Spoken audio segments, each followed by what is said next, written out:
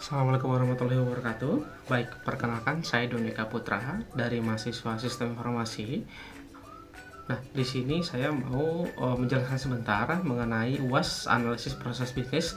Sebelumnya saya sudah menanyakan di grup, tetapi tidak ada yang menjawab ya terkait untuk kelompok saya pada UAS kali ini. Tapi tidak apa-apa, di sini saya akan mengerjakan secara individu terkait saya sebagai karyawan di tiket.com. Di sini saya akan menganalisis proses bisnis di tiket.com ya. Presentasi ini membahas analisis proses bisnis di tiket.com dengan fokus pada peningkatan pengalaman pelanggan dan efisiensi operasional. Nah, untuk profil perusahaan sendiri mungkin saya jelaskan secara general saja. Ini didirikan pada tahun 2011. Tiket.com telah menjadi salah satu platform perbelanjaan online terbesar di Indonesia, itu di bawah naungan Jarum Group ya.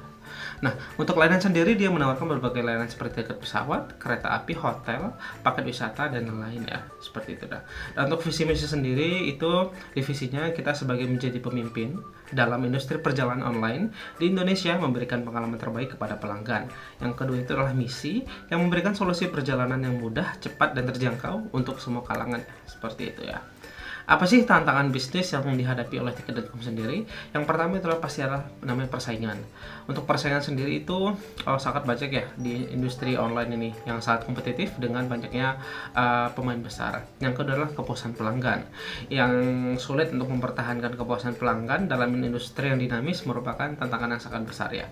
Yang ketiga adalah efisiensi operasional, yang memastikan operasional dan yang efisien untuk mempertahankan profitabilitas dalam persaingan sangat ketat dalam dunia online ini ya.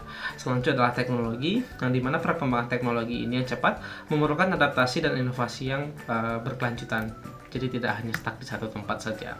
Yang selanjutnya adalah analisis proses bisnis pengalaman pelanggan. Yang pertama adalah di pemesanan tiket. Proses pemesanan harus dengan mudah, cepat, dan aman ya.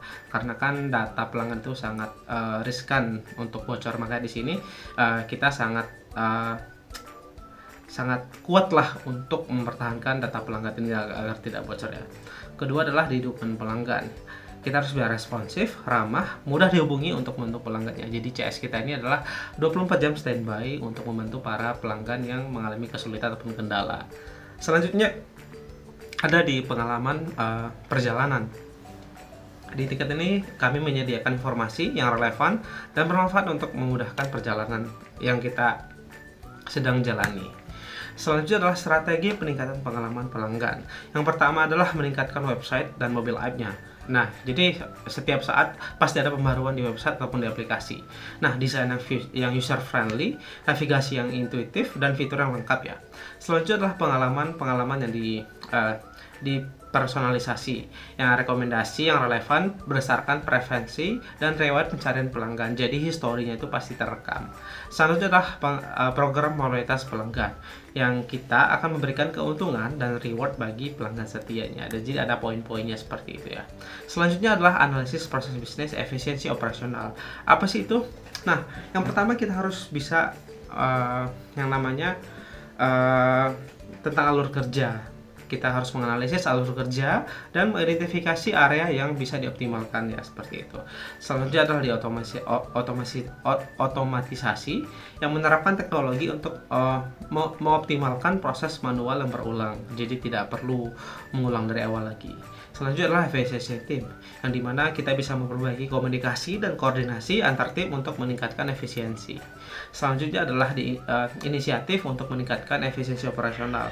Yang pertama adalah otomatisasi pemesanan. Nah, integritasi dengan sistem online untuk memproses pemesanan otomatis ya, seperti itu. Selanjutnya adalah di manajemen inventaris. Sistem ini inventaris terpusat untuk melacak ketersediaan tiket dan hotel. Jadi tidak perlu khawatir untuk database tiket ini sangat besar, seperti itu ya. Selanjutnya adalah analisis data. Kita menggunakan data untuk mengidentifikasi tren dan meningkatkan pengambilan keputusan.